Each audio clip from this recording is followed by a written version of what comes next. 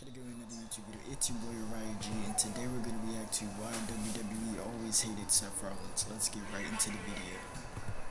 Seth Rollins has cemented himself as one of WWE's elite talents, rebounding impressively from a turbulent 2019. While he wasn't any less talented during that year, negativity surrounded him due to his booking and off-screen remarks, which led to a need for a clean slate. Fast forward to today, and Rollins is one of the most beloved figures in WWE, proving that a rocky period doesn't Definitely, and I can say that it's been a long journey with him being in the company, because from 2012 making his debut with the Shield, attacking right back at Survivor Series, wasn't it 2012? And then to now, it's been like he's been in the company for almost 13, 14 years. define a career. To understand his journey, we need to go back to 2016. After recovering from an ACL tear, fans eagerly anticipated his return. Despite being a heel at the time, many were already cheering him. His eventual face turn in late 2016 marked the beginning of his rebuild, and by 2018, Monday Night Rollins had arrived. He became the workhorse of Raw, delivering outstanding performances, especially during his Intercontinental Championship run. His matches against Dolph Ziggler and others were the highlight of an otherwise creatively struggling show, setting the stage for his eventual Universal title win at WrestleMania 35.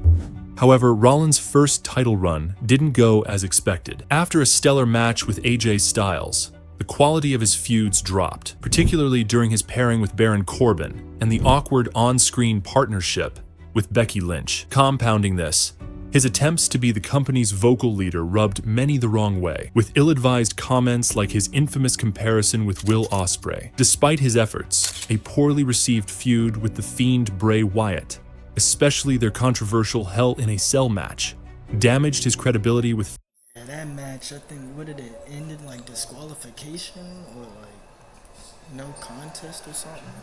fans. Although Rollins was giving his all, bad booking turned the crowd against him. By late 2019, Rollins embraced his frustrations and reinvented himself as the Monday Night Messiah. This character was a turning point, showcasing a delusional, self-proclaimed savior leading his faction for the It's just like, yeah, when he was with the Authors of Pain, he turned heel again, yeah, Buddy Murphy. greater good. While the presentation had potential, injuries and pandemic restrictions hindered its impact. Even so, Rollins excelled in his character work and in-ring performances, notably his intense feud with Rey Mysterio. Rollins' next reinvention came with his visionary persona. Fully embracing an outlandish and eccentric character, he introduced elaborate outfits, a maniacal laugh, and a high-energy entrance that instantly resonated with fans. His feud Well, pretty much he has like different gimmicks, personas, and I just never really caught on to that, because you know he has the architect too. He might cover the architect. We'll see. with Edge in 2021 was a masterclass in storytelling, culminating in a brutal Hell in a Cell match. Despite losing, Rollins' star power remained intact. Most recently, Rollins proved his versatility in programs with Roman Reigns and Cody Rhodes. While he came up short in these rivalries, his And he also has an interesting sense of fashion. ability to elevate opponents solidified his reputation as one of WWE's most reliable performers. His willingness to adapt, combined with his exceptional in-ring ability and charisma, has kept him at the top of WWE, even without a title. Seth Rollins' career in WWE is a Phoenix Splash. That move is an underrated move. It's not bad. It's a good move. Y'all like the Phoenix Splash? fascinating story of highs and lows, where his immense talent often outshined the inconsistent opportunities he was given. Despite being one of the most versatile wrestlers on the roster, it sometimes felt like WWE management didn't trust him as the company's true centerpiece. While Rollins has frequently been in top storylines and won multiple championships, there's a strong argument that He won the United States title, the WWE Championship, Universal Championship, Money in the Bank, IC title. He's like a Grand Slam champion. he was never given the sustained limelight he deserved. To understand why, it's crucial to look at WWE's decision-making, Rollins' booking, and his contributions to the company over the years. When Seth Rollins debuted on the main roster as part of The Shield in 2012, it was clear that WWE had big plans for him. Along with Roman Reigns and Dean Ambrose, the trio's dominance as a faction put all three on the map, but Rollins often stood out due to his incredible in-ring skills. From the beginning, he was portrayed as and I think Seth Rollins was the leader of the group, right? the technical mastermind of the group, capable of delivering jaw-dropping performances. When the Shield broke up in 2014, Rollins was chosen as the chosen one of the group, aligning with the authority and turning heel. This marked the start of Rollins' main event push. His Money in the Bank cash-in at WrestleMania 31 remains one of the most iconic moments in WWE history, One of the craziest WrestleMania endings. cementing his status as a top star. But even during his reign as WWE champion, there were signs that the company wasn't fully behind him as the face of the promotion. Unlike Roman Reigns or John Cena, Rollins' title run felt more like a temporary spotlight rather than a long-term investment in his character. Rollins' first WWE champion. Because even Seth Rollins, his promo skills were always good. They used to say Roman's promo skills weren't that good, but Roman's, his promo skills are way better now. Way better. Championship reign was cut short due to a devastating knee injury in late 2015. This sidelined him for months at a time when he was arguably the top performer in the company. While injuries are an unfortunate reality of wrestling, this setback disrupted Rollins' momentum and allowed other stars, like Roman Reigns, to take center stage.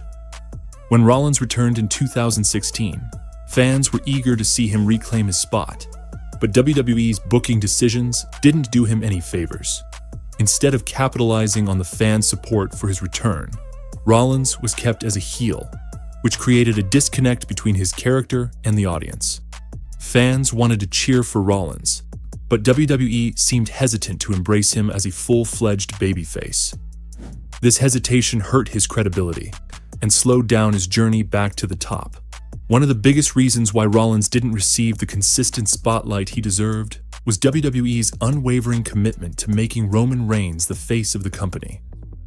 While Reigns is undeniably a talented performer, WWE's insistence on pushing him as the top guy often came at the expense of other stars, including Rollins.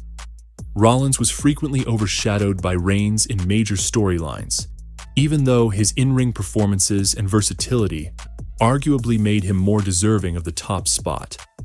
WWE's reliance on Reigns as the tribal chief of the company meant that Rollins often had to play second fiddle, even during periods when he was at his peak. 2019 was supposed to be Seth Rollins' year. He won the Royal Rumble, defeated Brock Lesnar at WrestleMania 35, and became Universal Champion. At first glance, it seemed like WWE was fully behind him as the face of the company. However, a series of questionable booking decisions turned the fans against him. After his incredible match with AJ Styles, Rollins' feuds took a downward spiral. A lackluster rivalry with Baron Corbin, followed by the ill-fated partnership with Becky Lynch, made him feel less like a world champion and more like a placeholder. The infamous Hell in a The Dean Ambrose and Seth Rollins rivalry. Dean Ambrose, he was a heel, and him turning on Seth Rollins. It was alright, but it wasn't. In a cell match against The Fiend further damaged his credibility. The disqualification finish was universally panned, and Rollins became a scapegoat for WWE's poor creative decisions. Fans began to turn on him, not because of his talent, but because of how he was being presented. One of the most significant aspects of Rollins' career is his ability to elevate others.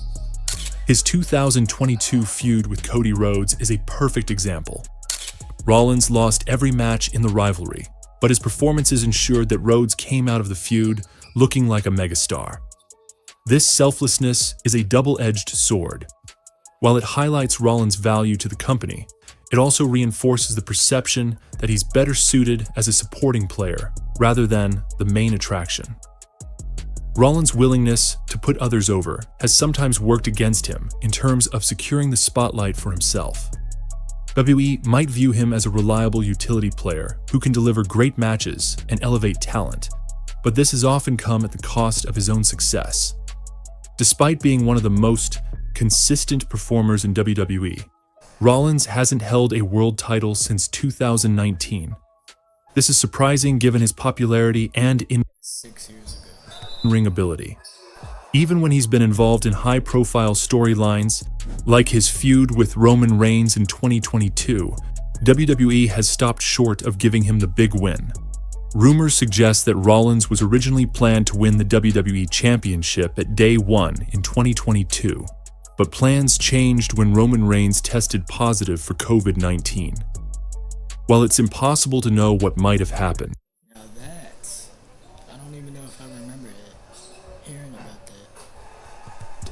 this missed opportunity highlights how Rollins has often been a victim of bad timing and circumstances. What makes Seth Rollins unique is his ability to connect with fans, despite WWE's inconsistent booking. Whether he's a heel or a face, Rollins has a natural charisma that draws people in. His over-the-top outfits, maniacal laugh, and infectious energy have made him one of the most entertaining acts in WWE. Fans appreciate Rollins not just for his character work, but also for his incredible in-ring performances. Matches against the likes of Edge, AJ Styles, and Roman He definitely had a really good career so far. I know he has a lot more. So, he put on a lot of good matches, a lot of good rivalries. He won a lot of championships. Put on, good feuds, like I said, rivalries. Also, he plays good as a heel. Better as a heel, but he plays good as a face too. Reigns have showcased his ability to tell compelling stories and deliver high-quality wrestling. Even when WWE's creative direction has failed him, Rollins' talent has always shone through. Looking ahead, it's clear that Seth Rollins still has a lot to offer. He's proven time and again that he's one of the most reliable and versatile performers in WWE. While he may not always be in the spotlight, his contributions to the company are undeniable. WWE has an opportunity to correct course and give Rollins the sustained push he deserves. Whether it's through another world title reign or a marquee WrestleMania match, Rollins has earned the right to be treated as one of the company's top stars. Fans continue to rally behind him, and his ability to adapt ensures that he'll remain relevant for years to come. In the end, Seth Rollins' career is a testament to resilience and reinvention. While WWE hasn't always given him the limelight he deserves, Rollins' talent and determination have made him one of the most respected figures in the wrestling world. Hopefully, Definitely will be in the Hall of Fame one day. He will make Hall of Fame. the future holds even greater success for the visionary. Seth Rollins' evolution from the architect to the visionary exemplifies his resilience and creativity. He's gone from being one of the most criticized wrestlers in 2019 to becoming one of the most beloved figures in WWE today. While he may not hold a title currently, his contributions to the company make him more than deserving of future championship gold. What do you think about Rollins' journey? Alright, that was why WWE always hated Seth Rollins. You guys tell me what you guys want to see next in the comments down below. I got more videos coming. Stay tuned to that. And yeah, Ryan out.